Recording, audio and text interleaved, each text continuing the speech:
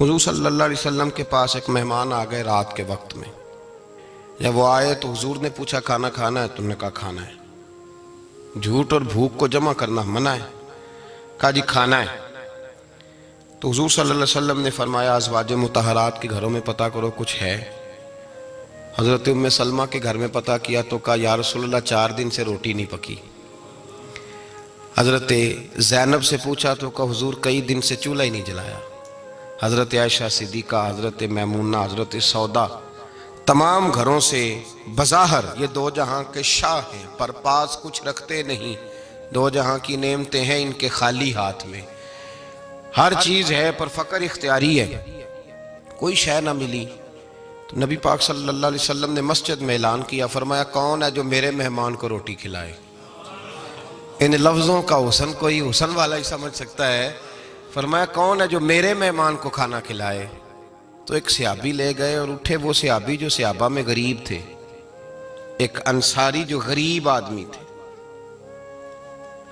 بہت زیادہ امیر آدمی اللہ کی راہ میں خرچ نہیں کر پاتا، اس کے لیے مشکل ہو جاتا ہے. اس کے لیے بہت امیر آدمی جو ہوتا ہے نا، وہ جتنا زیادہ امیر ہوتا ہے نا اتنی دیوار اس کے گرد کھڑی ہو جاتی ہے پیسوں کی، مشکل ہو جاتا ہے اس کے لیے. غریب آدمی کھڑے ہوئے. اگرچہ میرے محبوب کے غلاموں میں جو بڑے امیر تھے وہ بھی خرچ کرنے میں بڑے آگے تھے. حضرت عثمان غنی رضی اللہ تعالیٰ عنہ، حضرت عبد الرحمن ابن عوف، حضرت ابو بکر صدیق رضی اللہ. لیکن یہ غریب آدمی کا حضور میں لے جاؤں گا، میں لے کے جاؤں گا. اور یہ بخاری مسلم ہے. حضور نے فرمایا لے جاؤ. وہ اب صحابی گھر لے گئے اور بیوی سے مشورہ کیا. بات پہ غور کرنا، ہر چیز کی بھوک دیکھی جا سکتی ہے، بچوں کی نہیں دیکھی جا سکتی. وہ انصاری حضور کے مہمان کو گھر لے گئے، جا کے بیوی سے مشورہ کیا. کہا بھلی مانس گھر میں کچھ ہے؟ تو اس نے کہا تھوڑا سا بچوں کے لیے کھانا رکھا ہے. بچوں کے لیے. بچے تو بزدل کر دیتے ہیں، بچے تو آدمی کو بزدل کر دیتے ہیں، بچے تو مار دیتے ہیں، کلیجہ پھٹ جاتا ہے بچہ بھوکا ہو تو، نیند ہی نہیں آتی. اب صحابی اپنی بیوی سے کیا کہتے ہیں؟ کہتے ہیں بچوں کو بہلا کے سلا دے. اور رسول اللہ کے لیے نہیں، رسول اللہ کے مہمان کے لیے. بھئی نبی پاک کے لیے نہیں، حضور کے. تجھ سے در در سے سگ اور سگ سے ہے مجھ کو نسبت. میری گردن میں بھی ہے دور کا پٹکا تیرا، تجھ سے در در سے سگ سگ سے ہے مجھ کو نسبت. لمبی بات ہے. کہ بچوں کو سلا دو. بی بی نے بچوں کو سلا دیا تو میاں بیوی کا مشورہ ہوا کہ مہمان کے ساتھ بیٹھ کے روٹی کھانا بھی سنت ہے. تو اب مہمان کے ساتھ بیٹھ کے کھانا بھی ہے تو کھانا ہے 1-2 آدمی کا. اب خاوند اپنی بیوی کو تیار کرتا ہے کہ میں بھی کھانے پہ بیٹھ جاؤں گا، تو بھی بیٹھ جانا.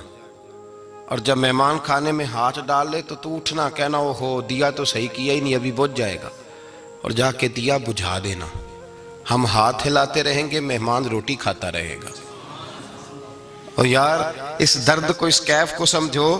گھر میں بچے بھی بھوکے، بچوں کی ماں بھی بھوکی، بچوں کا باپ بھی بھوکا. دسترخوان پہ روٹی لگ گئی، روٹیاں چن ڈالیں. بی بی اٹھی کہنے لگی او ہو چراغ تو صحیح کیا ہی نہیں، یہ تو بجھ جائے گا. حوصلے مند بی بی جس نے بچے بھوکے سلا دیے. وہ بھوکے سوئے ہوئے بچوں کی بھوکی اماں اٹھی اور اپنے خاوند کی تابع داری میں اٹھی. میں گڈی تے ہتھ ڈور سجن دے، وہ جنج رکھے اونج رہنا ہے. اٹھی اور اس نے نہ دیا ٹھیک کرنے کے بہانے بجھا دیا. مہمان روٹی کھاتا رہا اور رسول اللہ کے نوکر قربانی دیتے رہے. وہ روٹی کھا کے سیر ہو کے بستر بچھایا تو سو گیا. یہ میاں بیوی ساری رات بچوں کی طرف دیکھتے رہے اور غور کرتے رہے اور راضی رہے کہ ہم نے حضور کا فریضہ نبھایا ہے. قربان جاؤں محبوب پہ، بے خبر ہو جو غلاموں سے وہ آقا کیا ہے. وہ صحابہ وہ اگر قربانیاں دیتے تھے تو جو اعزاز ملتا تھا وہ بھی بڑا شان والا ہے. صحابی کہتے ہیں میں فجر کی نماز پڑھنے مسجد آیا، پہلا قدم رکھا تو میرے کریم بولے. حضور نے فرمایا رات جو تو نے اور تیری بیوی نے عمل کیا ہے خدا کو بھی بڑا پسند آیا ہے، محمد مصطفیٰ کو بھی بڑا پسند ہے. اور پھر ایک لفظ اور ہے حدیث میں، ایک روایت میں کچھ جملے اور بھی ہیں. حضور نے فرمایا جب تو اور تیری بیوی رات مہمان کے ساتھ ایثار کر رہے تھے نا تو عرش کا مالک تمہیں مسکرا مسکرا کے دیکھ رہا تھا. رب تمہیں دیکھ کے مسکرا رہا تھا، رب تمہیں دیکھ کے مسکرا، تر دامنی پہ شیخ ہماری نہ جائیے، ہم دامن نچوڑ دیں تو فرشتے وضو کریں۔ پر میں وہ مسکرا رہا تھا کہ میرے بندے میرے رسول کی رضا کے لیے کیا کر رہے ہیں۔ اور صاحب دیکھو، نبی پاک کے لیے نہیں، خاندان کے لیے نہیں، خاندان نبوت کے لیے نہیں، حضور کے نہ سمجھیں یار، اس پہلو کو سمجھیں، نبی پاک کے بریلی کے امام بول پڑے، فرمانے لگے تجھ سے در سے سگ سے ہے مجھ کو نسبت، تجھ سے در سے سگ کتے کو کہتے ہیں فارسی میں۔ فرماتے محبوب تیرا دروازہ اور دروازے پہ کتا، اور کتے کے پاس میں بیٹھا ہوں، چلو کتے کے پاس تو بیٹھا ہوں نا، میری گردن میں بھی کوئی تو پٹکا آیا ہی ہے نا، تجھ سے در سے سگ، اور سگ سے ہے مجھ کو نسبت، چلو میری گردن میں بھی ہے دور کا پٹکا تیرا۔ قرآن مجید بول اٹھا، رب کریم نے فرمایا حبیب یہ تیرے غلام وہ ہیں کہ وَيُقْصِرُونَ عَلَىٰ أَنفُسِهِمْ وَلَوْ كَانَ بِهِمْ خَصَاصَةٌ، فرمایا ان کا حال یہ ہے کہ جس چیز کی شدید حاجت ہوتی ہے وہ بھی اپنے بھائیوں پہ قربان کر دیتے ہیں، وہ دے دیتے ہیں تیرے نام پہ۔ جب مکے والے مدینے آئے، انصار مدینہ، تو میرے مصطفیٰ کریم نے فرمایا نہ تمہاری نسلیں ایک ہیں نہ قبیلے ایک ہیں، لیکن تمہارا نبی ایک ہے، تمہارا رسول ایک، خدا ایک، کتاب ایک، تمہارا میری وجہ سے رشتہ ہے، چلو اپنے بھائیوں کے ساتھ احسار کرو، چلو احسار کرو۔ اگر کسی کے 2 مکان تھے تو اس نے ایک اس کو دے دیا جو مکے سے آیا تھا، 2 باغ تھے تو ایک دے دیا، کسی کے پاس ایک تھا تو آدھا بانٹ کے دے دیا، ہر چیز تقسیم کر دی۔ حالات بدل جاتے ہیں، حالات بدل جاتے ہیں۔ تلک الایام نداولها بین الناس، اللہ لوگوں کے درمیان دن بدل دیتا ہے، حالات بدل گئے، بڑا مال غنیمت آیا، بنو نزیر کا علاقہ فتح ہوا تو میرے رسول پاک صلی اللہ تعالیٰ علیہ وسلم نے انصار مدینہ کو اکٹھا کیا، فرمایا بھئی مال اب بڑا آ گیا ہے، 2 باتیں، یہاں تو اس طرح کرتے ہیں کہ میں ان کو کہتا ہوں جو مکے سے آئے تھے کہ جتنی تمہاری جائیدادیں باغ انہوں نے لیے ہیں واپس کر دیتے ہیں تمہیں، اور جو مال آیا ہے وہ بھی تم میں سے آدھا آدھا دونوں کے درمیان بانٹ دیتے ہیں، یا جیسے تمہارا دل چاہے، تمہارے مال بھی واپس کرتے ہیں اور جو وہاں سے مال آیا وہ تمہارے بیچ بانٹ دیتے ہیں، یا اگر تم کہو تو یہ مال ان کو دے دیتے ہیں مہاجرین کو، اور تمہیں تمہارے مال واپس مل جاتے ہیں۔ حضور نے پوچھا انصار مدینہ سے، حضرت سعد بن معاذ، سعد بن عبادہ تڑپ کے کھڑے ہوئے، عرض کی محبوبہ میں تو ابو بکر کو جانتا ہی نہیں تھا، حضور مجھے کیا پتا عمر کون ہے، میں کیا جانوں عثمان غنی مولا علی کی عظمتوں کو، محبوبہ میں نے تو تجھے ان کی طرف مسکرا کے دیکھتے ہوئے دیکھا ہے، تیرا جلوہ دیکھا ہے، تجھ سے در سے سگ سے ہے مجھ کو نسبت۔ یا رسول اللہ صلی اللہ علیہ وسلم ہم سے مشورہ نہ کریں، آپ اس طرح کریں جو جائیدادیں ہم نے انہیں دی ہیں وہ بھی ان کے پاس رہنے دیں، اور جو مال آیا ہے وہ بھی ان میں تقسیم کر دیں، اس لیے کہ ہمیں تو بس اتنا پتہ ہے کہ یہ آپ کے غلام ہیں، آپ کے نوکر ہیں، ہمیں اس سے زیادہ کسی چیز کے کوئی غرض، بس آپ کے غلام ہے، بات ختم ہو گئی۔ حضور خاموش ہو گئے۔ صحابہ کہتے ہیں دیر کے بعد ہم نے کہا فیصلہ ہونا چاہیے، فیصلہ پتہ کیا ہوا؟ حضور نے ہاتھ اٹھائے، کہا اے اللہ میرے مدینے والوں پہ رحم فرما، اے اللہ میرے انصار پہ رحم فرما، اللہ ان کے جذبے قبول فرما۔ بھائی احسار والی زندگی، وہ کیا بات ہوئی کہ میں نے بڑی قربانی دی ہے، اور جب تک تو قربانی نہیں دیتا تو قدر والا نہیں ہوتا۔ جو چیز قربانی سے حاصل ہوتی ہے اس کی قدر ہوتی ہے، جو چیز مفت میں آ جاتی ہے اس کی کوئی قدر نہیں ہوتی، کوئی قدر نہیں۔ میں اکثر سوچتا ہوں کہ حضرت خواجہ اجمیری کے خلیفے اجمیر میں بھی تو ہونے چاہیے تھے نا، لیکن ان کے خلیفے اجمیر میں نہیں ہوئے، دلی میں ہوئے۔ تو میں سوچتا ہوں دلی والوں کے خلیفے دلی میں ہونے چاہیے، لیکن دلی میں نہیں ہوئے، پاک پتن میں ہوئے، تو پاک پتن والوں کے یہاں ہو جاتے۔ وہ اس لیے کہ قربانی جو دیتا ہے نا، جو دور سے چل کے آتا ہے وہ قربانی کرتا ہے، قربانی دیتا ہے، اس کو قدر زیادہ ہوتی ہے۔ ہم نے کسی شے کے لیے کبھی قربانی نہیں دی، نہ دین کے لیے، نہ قرآن کے لیے، نہ مسجد کے لیے، نہ شیخ کے لیے، نہ طریقت کے لیے، قربانی تو ہے ہی نہیں۔ تو جو شے مفت ملتی ہے اس کا نہ مزہ آتا ہے نہ قدر ہوتی ہے۔ جو چیز قربانی کر کے لیتے ہو نا، قربانی کر کے، اس کی قدر ہوتی ہے۔ کسی لیے کہا تھا کسی درویش نے، اس نے کہا تھا قدر نبیدہ ایک کی جانن دنیا دار کمینے، قدر نبی دا جانل واگے سو گئے وچ مدینے. ان سے پوچھو نا، ان سے پوچھو ان حضرات کو کتنی قدر تھی. قربانی اپنی زندگی میں دینا سیکھیں. ایک ہوتی ہے بندے کی ذاتی خواہش، اس کو کچلنا بڑا مشکل ہوتا ہے. قربانی بڑی ضروری چیز کا نام ہے، اور جو قربانی دینا سیکھ جاتا ہے وہ بچ جاتا ہے. کتیا 6 بچے جنم دیتی ہے لیکن قربانی نہیں نہ دیتی بچوں کی، تو ریوڑ نہیں بنتے، اجڑ نہیں بنتے. بکری 2 بچے پیدا کرتی ہے اور سال کے بعد ہزاروں بچوں، لاکھوں بچوں کی قربانی دیتی ہے، پر پھر بھی جدھر جاؤ بکرے ہی بکرے نظر آتے ہیں. جو قربانی دینا سیکھ جاتا ہے نا، یزید نے کوئی قربانی نہیں دی، اس لیے کوئی شخص بھی کھڑا ہو کے نہیں کہتا، حالانکہ 14-15 بیٹے تھے یزید کے، کوئی بھی کھڑا ہو کے نہیں کہتا میں اس کی نسل میں سے ہوں. امام حسین نے ساری قربانی دے دی. ایک زین العابدین بچے تھے، پوری دنیا میں اللہ نے سید عطا فرمائے ہوئے ہیں. جو قربانی دینا سیکھ جاتا ہے وہ بچ جاتا ہے. ہم نا قربانی کیا، ہمارے پاس تو اضافی شے ہے وہی دینے کو تیار نہیں. جب آپ تیار ہی نہیں تو سودا ہی نہیں کر، آپ نکلے ہی نہیں میدان میں، تو حاصل کیسے ہو؟ حصول تو تب ہوگا نا جب آپ کوئی انویسٹمنٹ کریں گے. تو آپ انویسٹ ہی نہیں کر رہے تو بھائی آپ نے پودا ہی نہیں لگایا تو پھل کیسے ملے؟ قربانی نہیں دی تو وہ درجہ کیسے ملے؟ اس کے لیے تو قربانی ضروری ہے. اب تمام صحابہ کی زندگی پڑھ لیں، حضرت ابو بکر سے لے کر حضرت بلال تک، یہ سارے قربانی والے ہیں. آپ تمام اولیاء کی صفت پڑھ لیں، غوث اعظم، جیلانی، داتا علی اجویری، خواجہ معین الدین، یہ سب قربانی والے لوگ ہیں. قربانی دیتے رہے تو بچے ہوئے ہیں. ان کے جو ساتھ تھے وہ بھی قربانیوں والے تھے. قربانی حصہ ہے طریقت کا، قربانی ضروری ہے. اور ہمارے صوفیاء تو کہتے ہیں جس شخص نے تصوف میں آ کے قربانی نہیں دی.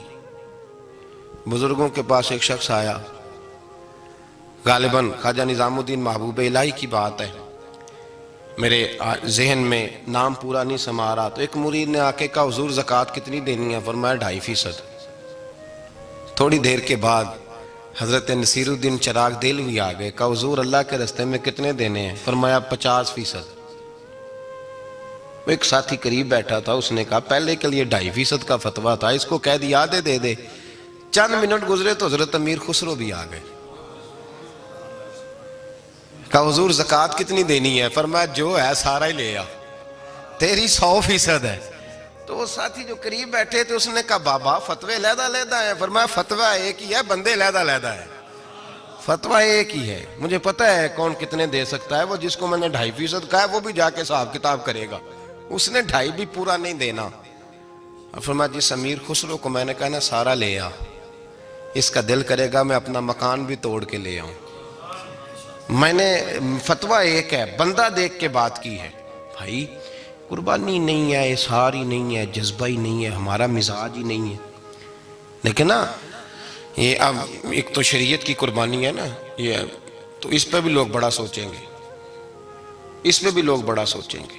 فتوے پوچھتے پھریں گے کہ جی میرے اوپر تو ابھی میں نے تو 15,500 قرضہ دینا ہے، دوں کہ نہ دوں، کون سی دوں؟ فتوے پوچھیں گے. دینے کی دفعہ فتوے پوچھیں گے اور لینے کی دفعہ چھٹی، جو آتا ہے آنے دو. کبھی لینے کی دفعہ بھی فتویٰ پوچھنا صاحب کہ یہ مجھے اتنا مال آ رہا لے لوں کہ نہ لوں. وہ لے لیا، قابو کر لیا. جب دینے کی باری آئی تو فتویٰ احصار کریں. اور احصار صفت ہے مسلمان کی، یہ احصار کرنے لگتا ہے تو بچنے لگ جاتا ہے، اس کا فائدہ ہونے لگ جاتا ہے. قربانی دینے لگ جاتا ہے تو بچ جاتا ہے. کسی نے کہا تھا سن اے مسلمان، یہ نکتہ فیض قرآنی میں ہے، عظمت و اسلام اور مسلم صرف قربانی میں ہے. اگر تو جینا چاہتا ہے تو قربان ہو، اپنے مزاج میں قربانی. اور ایک عیسائی اسکالر تھا امریکہ کا، صرف ایک حدیث پڑھ کے مسلمان ہو گیا، کلمہ ہی پڑھ گیا. حدیث کیا ہے؟ جنگ یرموک ہے. تو 7 صحابہ زخمی ہیں، چور چور زخموں سے لیٹے ہوئے ہیں، گرمی بڑی شدید ہے. العطش العطش، پیاس پیاس پیاس پکارے ایک صحابی. ایک آدمی دوڑا دوڑا آیا، پانی کا برتن ہاتھ میں ہے، اس کے منہ کے قریب پانی کیا تو قریب ایک اور زخمی نے کہا میں بھی پیاسا ہوں. زخموں سے چور چور شخص نے، میدان میں پڑے ہوئے آدمی نے کہا یار پہلے اسے پلا دو، وہ زیادہ پیاسا ہے. وہ کہتا ہے میں جب اس کے پاس گیا، اس کو پانی دینے لگا تو ایک آدمی قریب سے اور بولا یار میرے تو زبان پہ زخم ہے، دوڑ کے آؤ، بڑی پیاس ہے۔ کہتا میں نے پانی کا کٹورا اس کے قریب جو کیا تو چوتھا بول پڑا۔ میں اس نے کہا ادھر لے جاؤ یار، میرا گزارا ہو جائے گا، کام چل جائے گا۔ وہ کہتا پانچواں بول پڑا تو چوتھے نے انکار کر دیا، میں نہیں پیوں گا، پہلے اس کے پاس لے جاؤ۔ کہتا حد ہو گئی۔ ساتویں تک میں آیا، اور جب میں ساتویں تک آیا تو پہلے نے پھر چیخ ماری۔ تو فرماتے ہیں وہ ساتواں کہنے لگا نہیں ادھر لے جا یار، اس کو پیاس زیادہ لگی ہوئی ہے۔ کہتے ہیں جب میں اس تک گیا تو وہ جام شہادت نوش کر چکا تھا۔ پلٹ کے دوسرے کے پاس آیا تو وہ بھی فوت ہو گیا۔ تیسرے کے پاس آیا تو وہ بھی رب کریم کی بارگاہ ناز میں حاضر ہو گیا۔ ساتوں شہید ہو گئے۔ تو پانی کا کٹورا میرے ہاتھ میں رہا۔ میں کبھی آسمان دیکھتا، کبھی زمین دیکھتا، کبھی پانی دیکھتا، کبھی میں ان 7 شہیدوں کے چہرے دیکھتا۔ پھر دل میں خیال آیا یہ تو گردنیں کاٹنے والے تھے، یہ تو ایک دوسرے کو قتل کرنے والے تھے، یہ تو خون پینے والے تھے۔ آج یہ سارے اس لیے کر رہے ہیں کہ سارے محمد عربی کے غلام بن گئے، رسول اللہ صلی اللہ علیہ وسلم کے نوکر بن گئے۔ وہ کہتا میں نے حدیث پڑھی تو میں مسلمان ہو گیا۔ میں نے کہا یہ جذبے دنیا دار بندہ پیدا نہیں کر سکتا، یہ جس نے جذبہ پیدا کیا ہے وہ اللہ کا سچا رسول ہے۔ میرے بھائی اظہار کا مزاج پیدا کریں۔ قربانی تو نہیں رہی معاشرے میں، اظہار ہی تو نہیں ہے۔ ہم روایتیں پڑھتے ہیں، سنتے ہیں، لیکن آپ یقین کریں پنکھے کے نیچے مسجد میں کوئی دوسرے کو جگہ دینے کو تیار نہیں۔ پھر پنکھا ہے نا چل رہا ہے تو کوشش ہے کہ مجھے عین اس جگہ ملے جہاں پنکھا چل رہا ہے۔ اتنا بھی اظہار کرنے کو لوگ تیار نہیں، اتنا بھی۔ اور درجے بڑے بڑے لینے چاہتے ہیں، بڑے بڑے درجے۔ وہ ہمارے پاس لوگ آتے ہیں، 2-4 لفظ لکھے ہوتے ہیں نا نام کے ساتھ، کوئی علامہ لکھ دیتا ہے، کوئی پیر صاحب لکھ دیتا ہے، تو لوگ بڑی باتیں پوچھ لیتے ہیں۔ کئی دفعہ آ کے پوچھتے ہیں میرا زیارت کرنے کو دل کرتا ہے۔ میں کہتا ہوں یار تو نے آخری سیڑھی پہ پیر رکھ دیا ہے، بالکل آخری پہ۔ دل تو تیرا جس چیز کو کرے گا تو وہ کرنے لگ جائے گا۔ پہلے شروع تو حضرت جنید بغدادی رحمت اللہ تعالی علیہ، وہ دریا کنارے کھڑے تھے تو آپ دریا کے اندر پیر رکھا آگے جانے کے لیے۔ یہ اعلیٰ حضرت نے لکھا ہے واقعہ ملفوظات شریف میں۔ دریا پار کرنے کے لیے پیر رکھا تو ایک شخص کہنے لگا حضور مجھے بھی ساتھ لے لیں۔ آپ نے فرمایا میں دریا پار کروں گا تو اس طرح کرنا، میرا کرتا پکڑ لے اور یا جنید یا جنید کہنا شروع کر دے۔ یا جنید یا جنید، اس پہ فتویٰ بھی لگ جاتا ہے، پر کیا کرے، اب مسئلہ تو صحیح ہے نا۔ تو پیر میرا پیچھے سے کرتا پکڑ لے اور یا جنید کہہ، وہ کہتا ہے پیر رکھا نا حضرت نے پانی میں تو میں بھی پیچھے۔ تو حضرت جنید بغدادی کیا کہتے ہیں یا رحمان یا اللہ، یا رحمان یا اللہ، وہ خود یہ پڑھ رہے ہیں اور مجھے لگایا یا جنید پہ۔ کہتے ہیں دریا میں وہ بھی چلنے لگے تو میں بھی، یوں لگا جیسے پکے فرش پہ چل رہے ہیں۔ کہتے ہیں تھوڑا سا گزرا تو میں نے کہا بابا خود یا رحمان یا اللہ کہہ رہا ہے اور مجھے یا جنید پہ لگایا ہوا ہے، تو چلو میں بھی یا رحمان یا اللہ پڑھتا ہوں۔ کہتے ہیں میں نے یا رحمان یا اللہ کہا تو میں ڈوبنے لگ گیا، دریا میں ڈوبنے لگا۔ تو حضرت فرمانے لگے تجھے کہا نا یا جنید کہہ، کہتے پھر یا جنید کا تو پھر اوپر آ گیا۔ تھوڑا اور جا کے اب شیطان باز تو آتا نہیں، الذی یوسوس فی صدور الناس، یہ جاتا تو دل تک ہے نا، باز تو آتا نہیں۔ دن میں 36 دفعہ تو مشورہ دیتا ہے کہ سیدھی نماز پڑھو، یہ کس چکر میں لگ گئے، روز تو تقریر کرتا ہے۔ کہتا پھر دل میں وسوسہ آیا تو پھر میں نے جا کے کہا کہ یہ مجھے خود یا رحمان یا اللہ اور میں یا جنید۔ پھر میں نے کہا یا رحمان یا اللہ تو پھر ڈوبنے لگا۔ کہتے ہیں بابے نے پکڑ کے نکالا، کہا چپ کر کے یا جنید کہہ اگر پار جانا ہے تو، یا جنید کہہ۔ کہتے کنارہ آ گیا تو میرے دل میں خود ہی تھی، وسوسہ تھا کہ بابا تو یا رحمان یا اللہ کہے تو ترے، میں کہوں تو ڈوبے۔ میرے دل میں وسوسہ تھا۔ اللہ والے ادھار تو رکھتے ہی نہیں نا، جو بات دل میں آتی ہے وہ بیان پہلے کر دیتے ہیں، ادھار تو ہے ہی نہیں ان کے ہاں۔ وہ تو کہتے ہیں تجھے بولنے کی گنجائش ہی نہیں دیں گے، تیرے سوال دل میں ہوگا جواب ہماری زبان پہ ہوگا۔ یہ تو چکر ہی نہیں نا، بالکل کوئی کھاتا ہی نہیں۔ رب کریم کا بندہ تو بات ہی وہ کرتا ہے جو کو دل میں لے کے آتا ہے۔ فرماتے ہیں جیسے ہی میرے دل میں یہ وسوسہ تھا، حضرت جنید بغدادی رحمت اللہ تعالیٰ علیہ باہر نکل گئے تو پلٹ کے میری طرف دیکھا اور مسکرا کے فرمانے لگے بیٹا جنید تک تو پہنچ لے، اللہ تو ابھی بڑی دور ہے، ابھی جنید تک تو پہنچ جا، ابھی تو جنید تک نہیں پہنچا، ابھی تو میرے تک تو پہنچ جا، اللہ تو ابھی بڑی دور ہے، تو ڈائریکٹ ہی وہاں تک جانے لگا ہے۔ شروع تو ہو ابھی، تو یہاں لوگ سیدھا ہی آ کے کہتے ہیں زیارت کرنی ہے۔ مجھے ایک صاحب کہنے لگے جی میں نے ایک پیر صاحب کے بارے میں سنا ہے ان کی بیعت ہوتے ہی بندے کو نبی پاک کا دیدار ہو جاتا ہے۔ میں نے کہا ٹھہر جا ذرا، اس کو بھی کہہ بریک پہ پیر رکھے، بیعت کرتے ہی دیدار ہو جاتا ہے۔ یہ کوئی لوٹ سیل ہے؟ زندگی گزر جاتی ہے انسان کی، مر جاتا ہے، اور جس کو حضور کا دیدار ہو پھر بچ جائے، پھر قائم رہے، پھر اس کی زندگی نہ بدلے، پھر اس کا دنیا سے کوئی تعلق رہ جائے۔ یہ پوچھ ابو بکر صدیق سے جنہیں دیدار ہوا تھا، جب دیدار ہوا تو یار رہا ہے، باقی کوئی شے بھی نہیں رہی، پھر محبوب رہے اور کچھ بھی نہیں بچتا۔ تو وہ کس طرح کا ہے جو دیدار بھی کراتا ہے اور پھر کہتا جاؤ دکان بھی کھول لو جا کے؟ یہ کیسی بات؟ وہ ایک منزل ہے، وہ اپنی جگہ پہ آ کے آتی ہے، اور یہی بہتر ہے کہ پردوں میں وہ پردہ پوش رہے۔ وہ اگر پردے اٹھا دے تو کسے ہوش رہے، پھر مشکل ہو جاتا ہے معاملہ، مشکل ہو جاتا ہے۔ تو بھائی یاد رکھیں، قربانی دینا سیکھیں، اثار کرنا سیکھیں، اور صفر سے شروع کریں۔ زندگی میں ہم لینے کے چکر میں پڑ جاتے ہیں تو نقصان اٹھاتے ہیں۔ عقل کے گھوڑے کم دوڑائیں، محبت کے ساتھ عمل زیادہ کریں، دماغ کا استعمال کم کریں اور عمل زیادہ کریں، زیادہ عمل کریں، ورنہ شیطان تو نماز بھی نہیں پڑھنے دے گا۔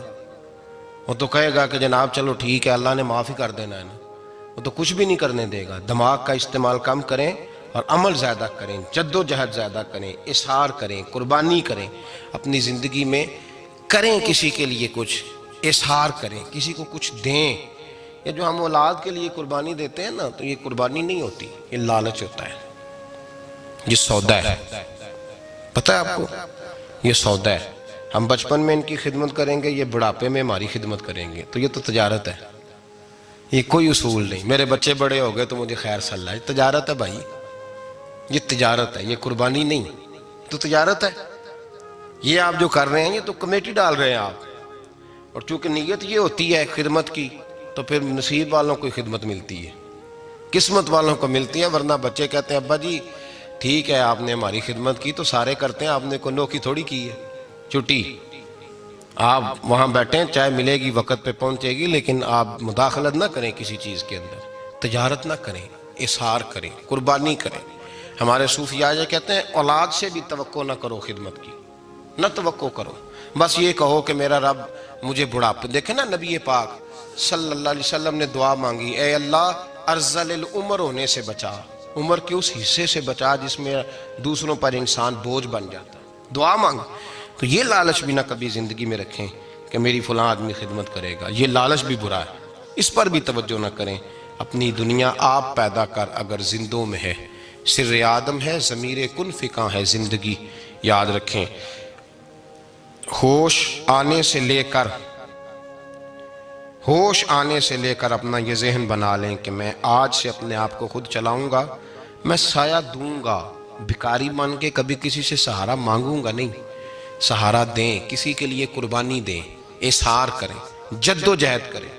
جو چیز آپ کے بس میں ہے وہ تو ہے، جو بس میں نہیں اس میں بھی کوشش کرنے کی آپ کوشش کریں، تگ و دو کریں۔ قربانی سے انسان سنور جاتا ہے، بن جاتا ہے۔ اللہ تبارک و تعالی ہمیں سنورنے اور بن جانے کی توفیق عطا فرمائے۔